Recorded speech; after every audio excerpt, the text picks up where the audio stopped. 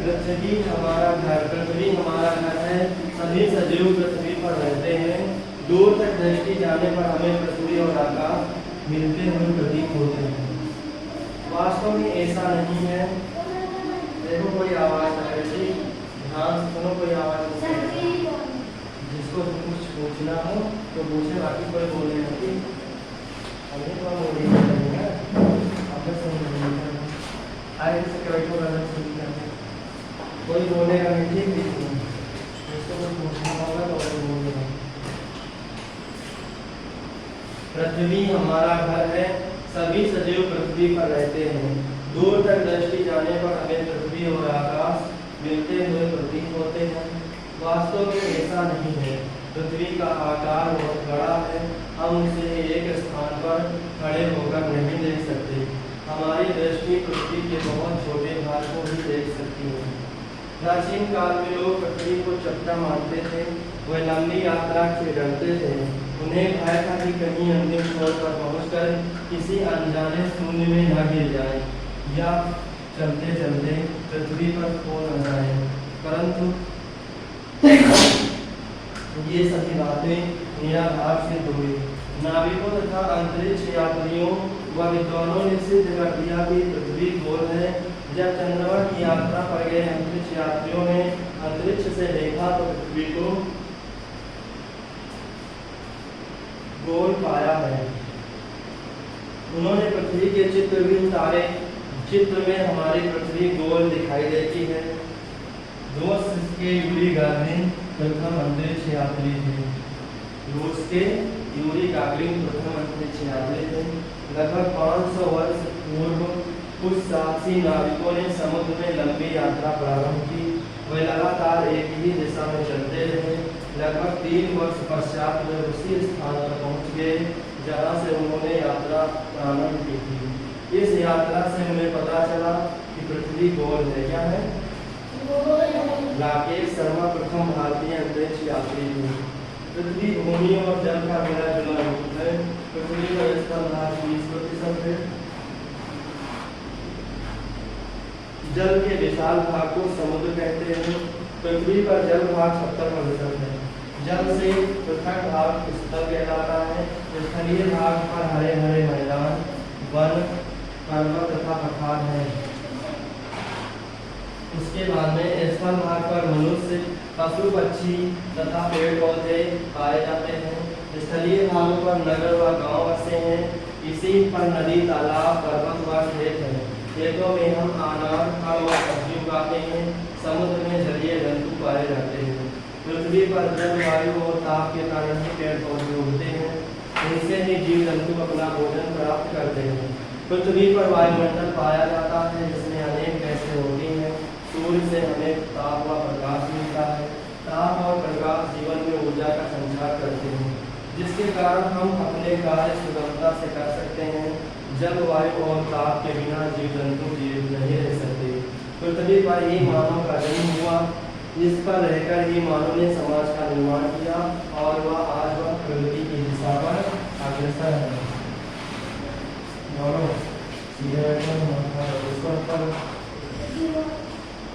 पृथ्वी के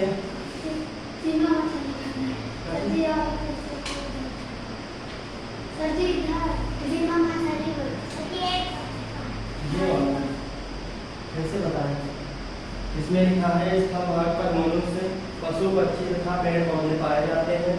स्थलीय भागों पर नगर व गांव बसे हैं। इसी पर नदी, तालाब, पर्वत व खेत है। खेतों में हम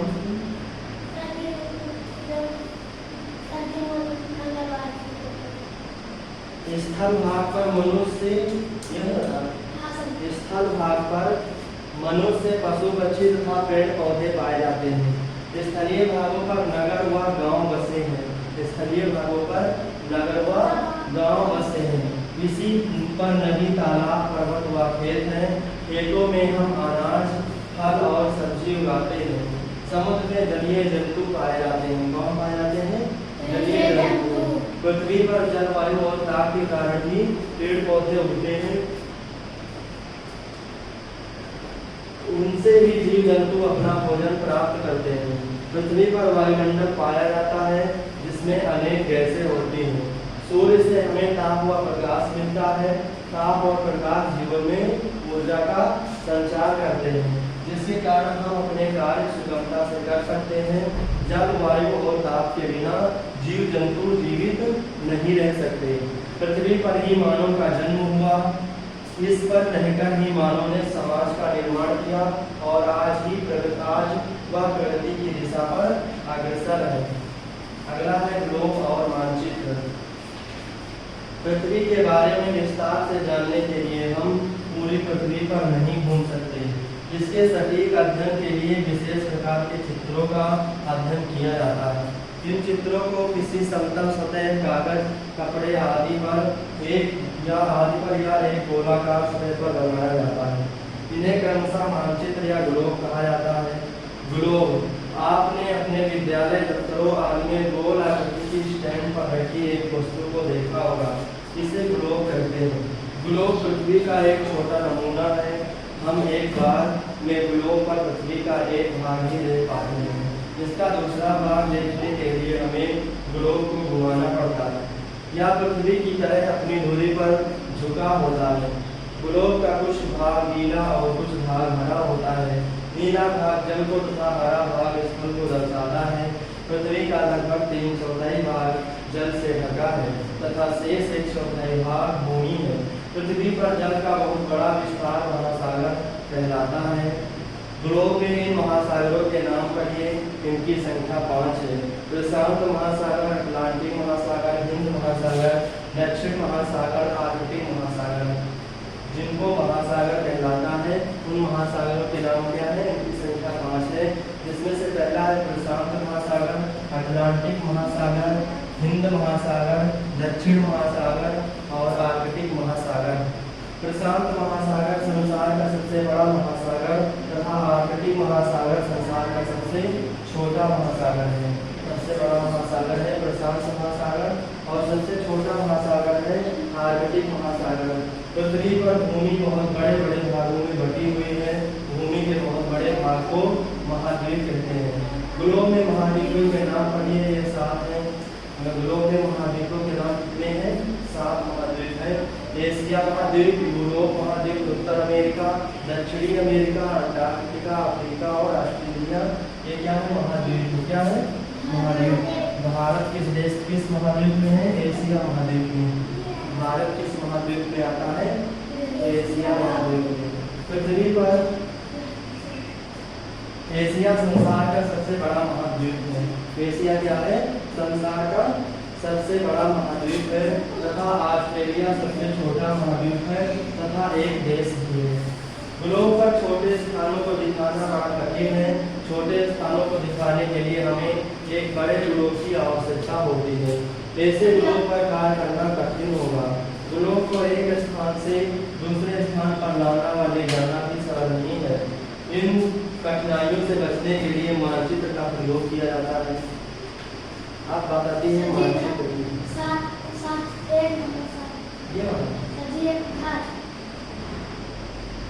ये यहाँ से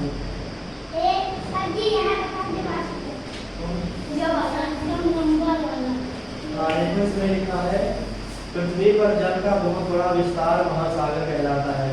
जो पृथ्वी पर जल का बहुत बड़ा विस्तार है जिसमें 70% पानी में और 20% स्थलीय भाग है, उसमें जो बहुत बड़ा विस्तार है महासागर है। उसमें उसको जो है 5 अलग अलग महासागरों में अलग अलग किया गया है। जिससे पहला है प्रशांत महासागर, दूसरा है अटलांटिक महासागर और तीसरा है हिंद महासागर, चौथा है दक्षिण महासागर और पांचवा है आर्कटिक महासागर। उसके बाद में जो महाद्वीप है उसकी संख्या 7 है। एशिया है, यूरोप है, उत्तरी अमेरिका है, दक्षिणी अमेरिका है, अंटार्कटिका है, अफ्रीका है, ऑस्ट्रेलिया है। उसके बाद में आप बात आती है मानचित्र की। मानचित्र को समतल सतह पर बनाया जाता है। यह पृथ्वी के पूरे धरातल का भी हो सकता है अथवा इसके किसी एक भाग का भी। मानचित्र बहुत बड़े भी हो सकते हैं और छोटे भी। उन्हें एक स्थान से दूसरे स्थान पर सरलता से ले जाया जा सकता है। विद्यालयों, कार्यालयों आदि में बड़े मानचित्र दीवारों पर टंगे रहते हैं जिस मानचित्र में पूरी पृथ्वी को दिखाया जाता है। संसार का मानचित्र कहलाता है। जिस मानचित्र में पूरी पृथ्वी को दिखाया जाता है वो कौन सा मानचित्र कहलाता है, संसार का मानचित्र। इसमें केवल भारत का नक्शा दिखाया गया है, पूरी पृथ्वी का नक्शा इसमें इतना किसका है, पूरा पूरे भारत का नक्शा है केवल इसमें। इसी तरह का एक मानचित्र होता है इसमें पूरे संसार का नक्शा होता है। इसमें केवल किसका नक्शा है, पूरे भारत का नक्शा।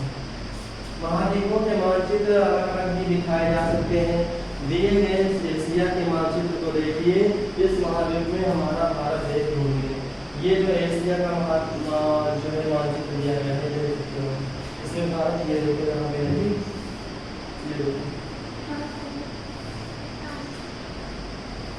आप आगे सुनिए। मानचित्र को पढ़ा कैसे जाता है, मानचित्र का पढ़ना।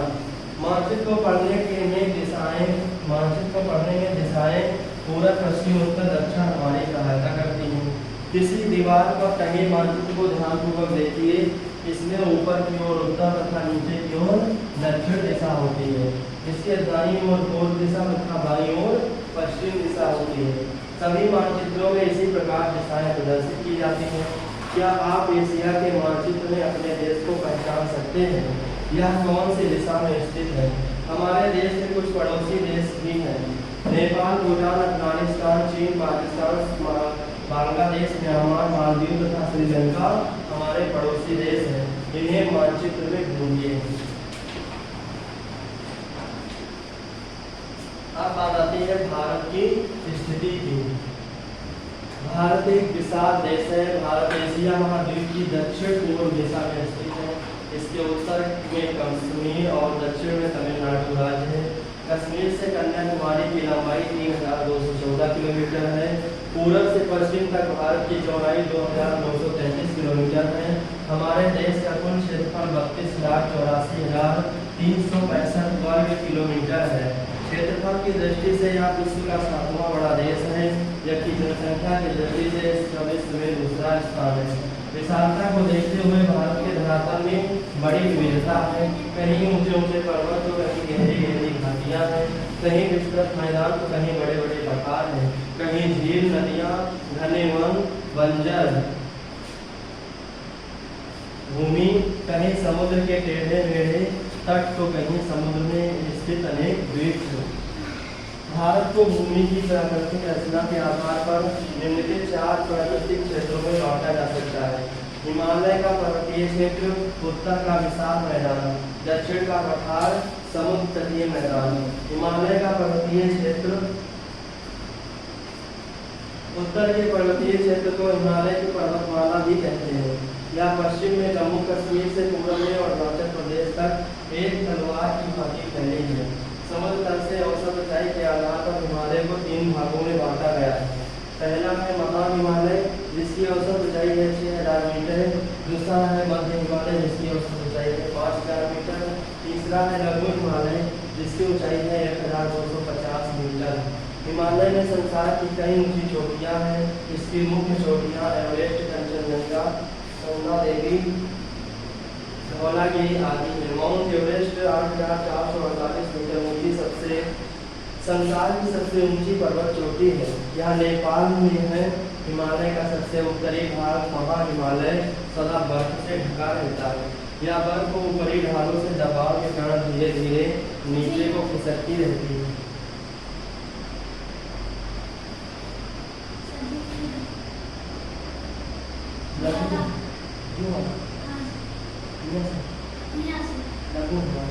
देखो लघु हिमालय 1250 मीटर है। ये जो है हिमालय समुद्र तल से औसत ऊंचाई के आधार पर हिमालय को 3 भागों में बांटा गया है। जो समुद्र तल से औसत ऊंचाई है उसके हिसाब से जो हिमालय है उसको 3 भागों में बांटा गया है। जो महा हिमालय है उसकी ऊंचाई है 6000 मीटर और जो मध्य हिमालय है उसकी ऊंचाई है 5000 मीटर और जो लघु हिमालय है उसकी ऊंचाई है 1250 मीटर। हिमालय में संसार की कई चोटियां हैं। इसकी मुख्य चोटियां एवरेस्ट हिमालय जो जिसको हिमालय कहा जाता है उसमें संसार की कई चोटियां हैं, जिसमें से मुख्य चोटियों में एवरेस्ट है, कंचनजंगा है, नंदा देवी है, धौलागिरी है, ये मुख्य है। और वैसे तो उसमें बहुत सारी चोटियां हैं, लेकिन जो मुख्य रूप से है वो एवरेस्ट है, कंचनजंगा है, नंदा देवी है और धौलागिरी है। उसके बाद जो माउंट एवरेस्ट है जिसे एवरेस्ट कहते हैं वो 8848 मीटर ऊंची यानी संसार की सबसे ऊंची पर्वत चोटी है, जो कि नेपाल में है। कहाँ पर है? नेपाल में। हिमालय का सबसे उत्तरी भाग महा हिमालय सदा बर्फ से ढका रहता है। जो कौन सा है? पहला किसका है? सीधा ऊपर में करते हैं और इसको उसके बाद में है यह बर्फ ऊपरी ढालों से दबाव के कारण धीरे धीरे नीचे को खिसकती रहती है, जिसे हेठ नदी तथा हिमानी कहते हैं। सिंधु, गंगा, यमुना, सतलुज, ब्रह्मपुत्र आदि ऐसी ही नदियां हैं। इन नदियों को हिमालय से वर्ष भर जल मिलता रहता है। इस प्रकार ये वर्ष भर बहती रहती हैं। ये नदियां जगह जगह ऊंचाई से गिरती हैं तो सुंदर झरने बनाती हैं।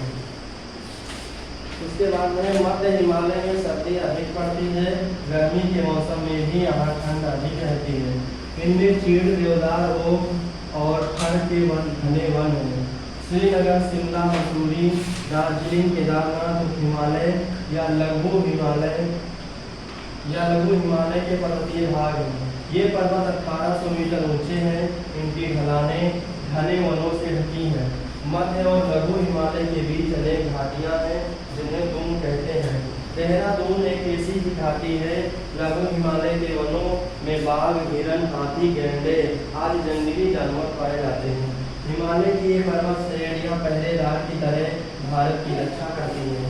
इन पर्वत श्रेणियों में बहुत ऊंचाई पर दर्रे हैं, इनमें से होकर तिब्बत को रास्ते जाते हैं। यहाँ जोजिला आज प्रसिद्ध दर्रे हैं। इस पठारी भाग के दक्षिण में बहती सिंधु नदी पाकिस्तान की ओर जाती है। उत्तर का विशाल मैदान हिमालय पर्वतमाला के दक्षिण में पंजाब से असम तक एक विशाल मैदान फैला हुआ है। इस मैदान की पूर्व से पश्चिम की लंबाई 2400 किलोमीटर है। उसके बाद में है यह मैदानी भाग 3000 किलोमीटर लंबा और 5000 किलोमीटर चौड़ा है। इसमें से सतलुज, गंगा, ब्रह्मपुत्र आदि नदियां हिमालय से निकलती हैं तथा अन्य सहायक नदियां बहती हैं। यह मैदान इन्हीं नदियों द्वारा लाई गई मिट्टी से बना है, इसलिए इसे उत्तर का उपजाऊ मैदान भी कहते हैं। इन नदियों के किनारे बड़े बड़े नगर बसे हुए हैं। दिल्ली, कोलकाता, वाराणसी, पटना, कानपुर, दिल्ली, इलाहाबाद आदि इसके उदाहरण हैं। हिमालय से निकलने वाली नदियों से इस क्षेत्र को वर्ष भर सिंचाई के लिए जल मिलता रहता है। इस मैदानी दक्षिण का पठार इस मैदानी भाग के पठारी भाग दक्षिण में है।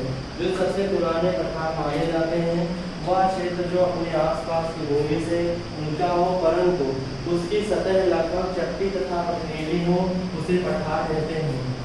पठार को ऊंचा और चौरस पथरीला मैदान भी कहते हैं।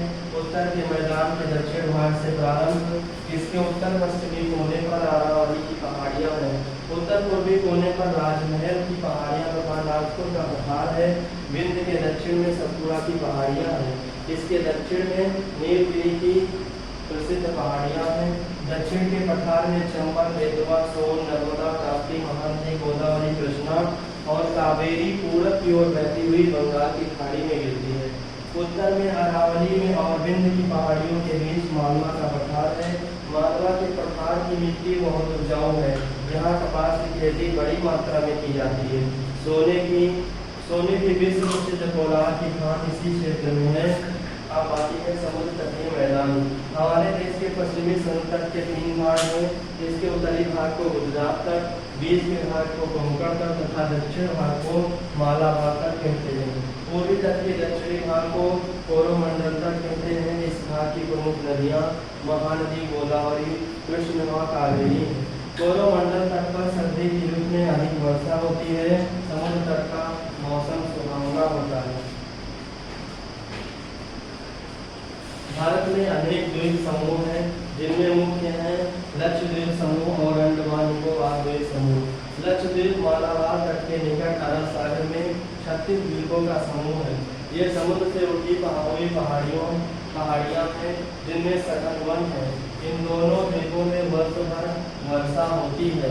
यहाँ की मुख्य उपज नारियल है। हमारे देश का कुछ भाग रेतीला है। यहाँ वर्षा कम होती है, नदियाँ बहुत कम व छोटी हैं। विस्तृत तथा रेतीले भाग को मरुस्थल या रेगिस्तान कहते हैं। भारत के पश्चिम व उत्तर भाग में थार का मरुस्थल है। मरुस्थलीय भागों में दिन में अधिक गर्मी तथा रात में अधिक ठंड पड़ती है। और है माउंट एवरेस्ट को सागरमाथा कहते हैं। थार का मरुस्थल राजस्थान में है। गार्डविन आस्टीन जिसे केटू कहते हैं भारत की सबसे ऊंची चोटी है। पठारी क्षेत्रों में जल नदियों के द्वारा प्राप्त किया जाता है। नर्मदा बहकर अरब सागर में मिलती है। चलो ये वाली किताब लेके पढ़ो।